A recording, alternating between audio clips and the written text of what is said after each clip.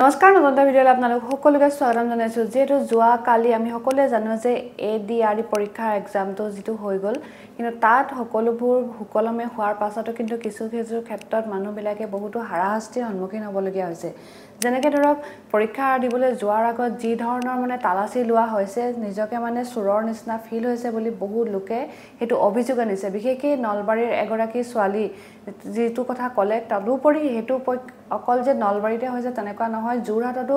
বহু কেইজনে মোলে ফোন কৰিছে কৈছে যে এনেকুৱা তেওঁলোকে হাৰাশাস্তিৰ সন্মুখীন হ'বলগীয়া হৈছে বিশেষকৈ যি হবিলাক মহিলা গৈছিলে আৰু তেওঁলোকৰ কিছুমানৰ পিৰিয়ডছৰ টাইমতো গৈছে আৰু তেওঁলোকক মানে বহুত বেয়া ধৰণে তালাচি লৈছে যাৰ ফলত তেওঁলোকৰ মানে অশান্তি লগা হৈছে কৈছে যে আমি পৰীক্ষা দিবলৈ অহা নাই যেনেকৈ চুৰ কৰিবলৈ আহিছো এনেকুৱা ধৰণৰ বহুতো মানে হাৰাশাস্তিৰ সন্মুখীন হ'বলগীয়া হৈছে বিশেষকৈ নলবাৰীৰ ছোৱালীজনী ফেচবুক লাইভ আহি আৰু তেখেতে জনালে কেনেকুৱা ধৰণৰ তাত তালাচি লৈছে আপোনালোকে যদি শুনে তেনেহলে আপোনালোকে গম পাব যে সমগ্ৰ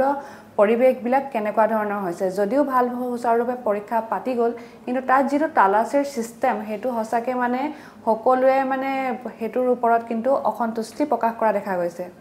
জুনে মেখেলা চাদৰ পিন্ধি গৈছে তেওঁলোকৰ মেখেলা দাঙি পেটিকোট দাঙি পৰ্যন্ত চাইছে যে চেকিং কৰাৰ নামত তেখেতসকলে আমাৰ যেনেকৈ বডিত টাচ কৰিছে হেতু বস্তু মোৰ মানে হজম নহল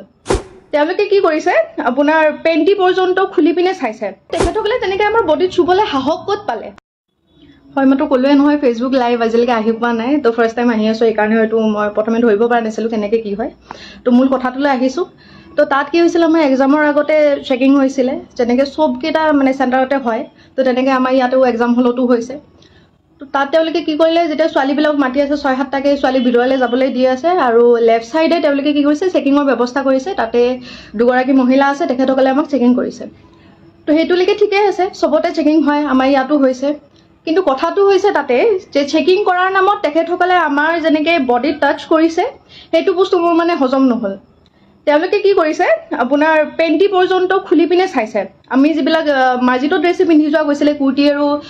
লেগিংছ পিন্ধি যোৱা গৈছিলে তো লেগিংছৰ ভিতৰত তেওঁলোকে হাত ভৰাই চাইছে পেন্টিৰ ভিতৰত হাত ভৰাই চাইছে মই নাজানো কি বিচাৰি আছিলে তাতে তেওঁলোকে কি বিচাৰি পাব বুলি ভাবিছিলে তেনেকৈ মই বুলি নহয় তাতে বহুত গৰাকী যিমান গৰাকী তাতে পৰিছে মহিলা গোটেই কিজনে চাইছে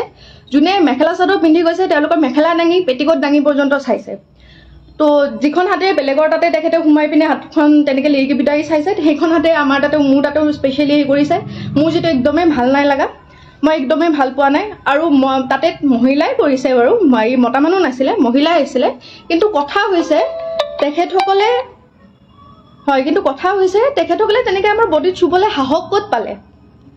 আৰু এক নম্বৰ কথা তেখেতসকলেতো তাতে পৰ্দা এখন থাকিব লাগিছিলে কোনো ধৰণৰ পৰ্দাৰ ব্যৱস্থা নাই মোক যেতিয়া চেক কৰি আছে যেতিয়া তেওঁলোকে মানে হাত ভৰাই চাই আছে মোক কুৰ্তিটো উল্টাকৈ দিছে তাৰপিছত পেণ্টিৰ ভিতৰত হাত ভৰাই দিছে তেতিয়া বাকী কেইজনে যিকেইজনে ৰৈ আছিলে লাইনত তেওঁলোকে দেখি আছে তেওঁলোকে চাই আছে তেওঁলোকৰ মানে স্পেচনি লাগিছে মোৰো শান্তি লাগিছে মই কৈয়ে পালোঁ যে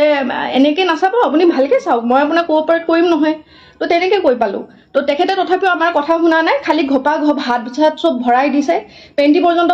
হাত সোমাইছে তো তেনেকৈ তেখেতে মানে আমাৰ চেকিং কৰিছে তাৰ পৰা আমি ওলাই আহিলোঁ মই ভাবিলোঁ চাগে আমাৰ কেইটাৰ লগতে এনেকুৱা হৈছে নেকি কিন্তু যেতিয়া আমি হলটো পালোঁ পৰীক্ষা য'ত দিম তাৰ সন্মুখত যেতিয়া ৰোৱাৰ পিছত গম পালোঁ চবৰে একেই দশা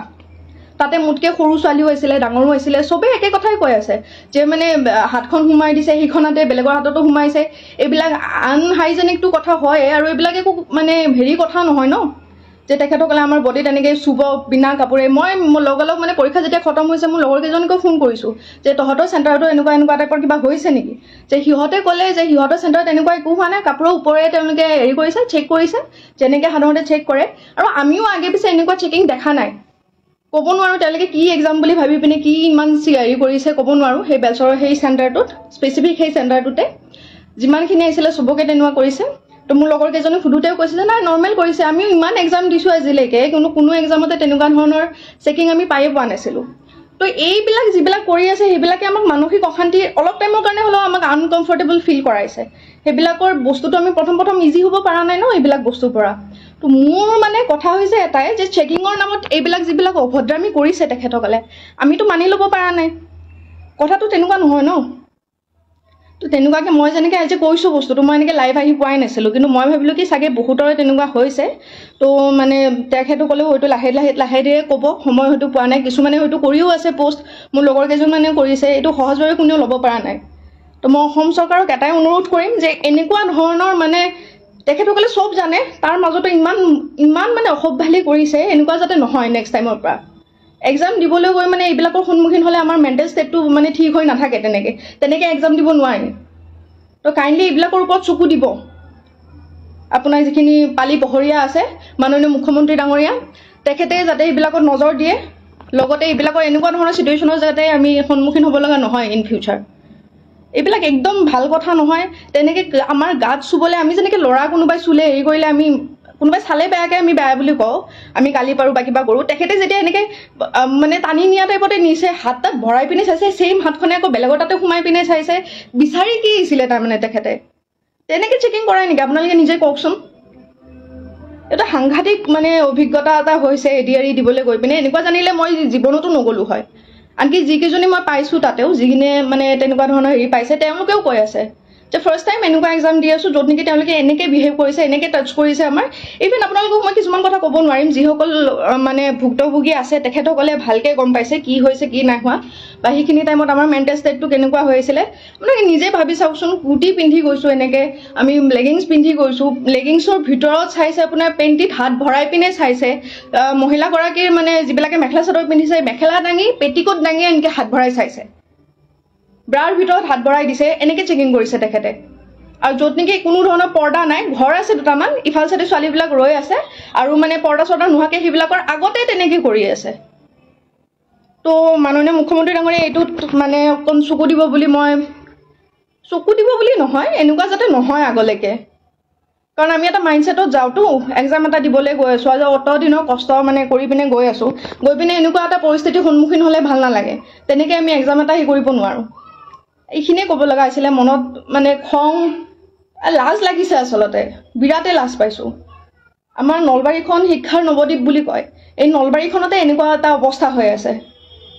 তো বিৰাটেই লাজ পাইছোঁ। এইটোত যাতে তেখেতসকলে কিবা এটা একশ্যন লয়, ইন ফিউচাৰ যাতে এক্সামবিলাক আৰু আকৌ আহি আছে এক্সাম, তেনেকুৱা যাতে পৰিস্থিতি নহয়, যিকোনো চেণ্টাৰতে হওক।